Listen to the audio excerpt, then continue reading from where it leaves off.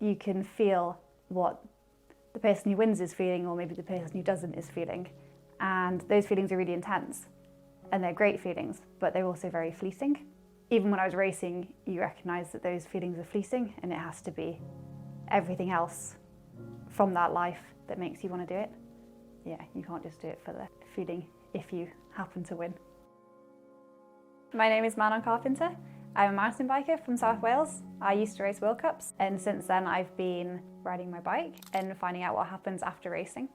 I don't want to be defined as a person by my race results, or even my achievements. I don't want that to be what defines you as a person.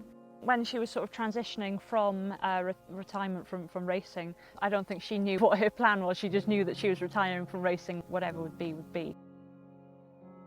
The goal of winning races wasn't what I wanted anymore, and there was other things I wanted to do and some things I wasn't prepared to do anymore for racing. But I think ultimately it was the, what do I want? Maybe it's not this. Home to me is currently where I grew up and where I have lots of memories. I guess it's where I feel safe or at peace and feel at home when you come home. Philly has always been home, and yeah, I feel like I know almost every area of kind of the surrounding town. I don't know all of it still, but I've explored a lot and have a lot of memories here. My first memories of mountain biking are hurtling down a hill out of control towards my dad, who's at the bottom of the hill trying to catch me and get me back in control. I don't know whether your dad hadn't quite managed to get to the road or something, and I set you off when you were a bit out of control going down that path, and I got into trouble for that. The first race she ever beat me, I had a broken hand. I want that on film. I had a broken hand, but she did beat me, and it was pretty tough. So I got into mountain biking through my dad. I got introduced to all different ways of riding bikes from a very young age, and yeah, for some reason, I mean, I think of them fondly, but I have these out of control moments in my head. They always ended well, so I don't know, I guess I enjoyed them. I might go up and do a dig in and a bit of riding, and she'd just bring her bike up and ride around a couple of times.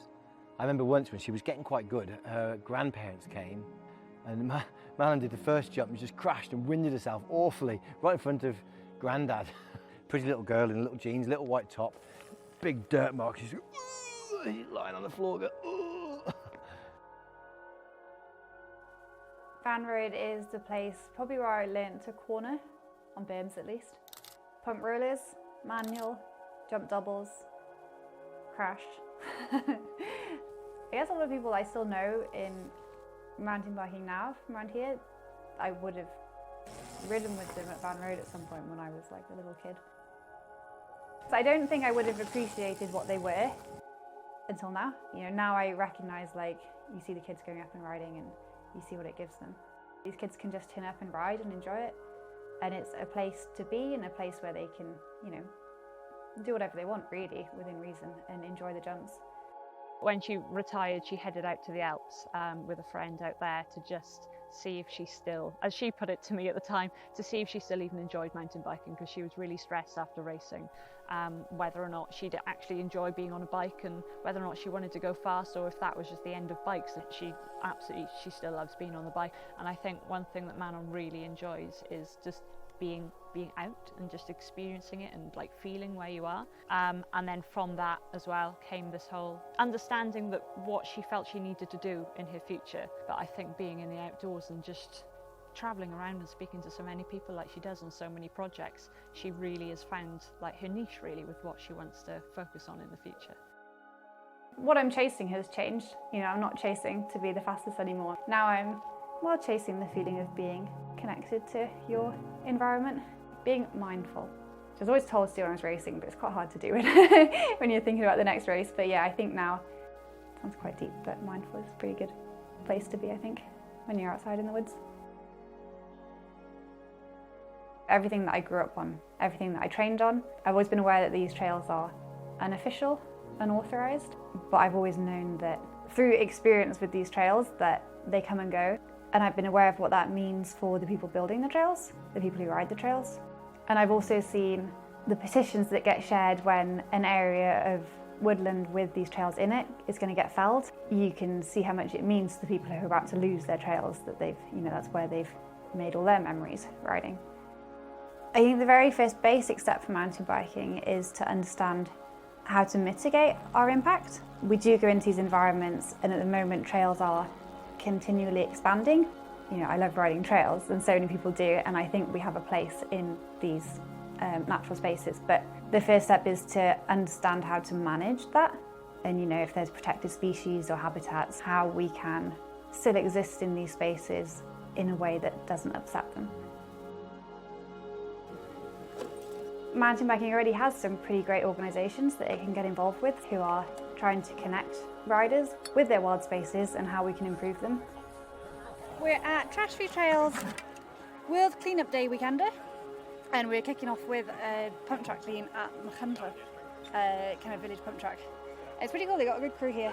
Idea is pick up some trash, see what's here and where the trash is coming from, and then everyone ride bikes after. Trash Free Trails! Creating an organisation that takes action, like Trash Free Trails or Protect Our Winters, takes an awful lot of work. And I think mountain biking can really get involved with what's here. If it's dig days or organisations like Trash Free Trails and Protect Our Winters, there's a lot of things that we can get involved in if we want to try and use our voices or our time to improve the places that we ride in. It's from a local newspaper called The Campaign. The headline is "Rubbish is disgusting." Rubbish and litter in the countryside around Caerphilly, where I live, is wrecking the environment for people and animals.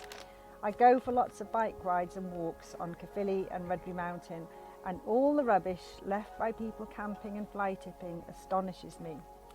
Every time I see burst bin bags, old mattresses, kitchen sinks and used nappies, it makes me very upset and angry at the people who make this mess. There are also burned out cars and vans everywhere.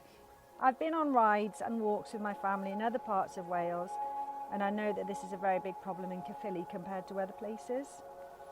Caerphilly Council should tidy it up, put cameras up and find and charge the people who are creating this disgraceful mess. Fly tippers should learn to take their rubbish to the skips. Perhaps more people and animals could enjoy the Caerphilly countryside if we did something about it. Manon Carpenter, age 7, Van Terrace, Caerphilly. That's like me now. It is. It's kind of like my restoration almost. When I go for a ride, it's like my recharge, go for a ride through the woods, find a trail, follow it down. If I need to get back to me, that's my ride. Or we go fast if we feel like it, but yeah, just like riding through the woods.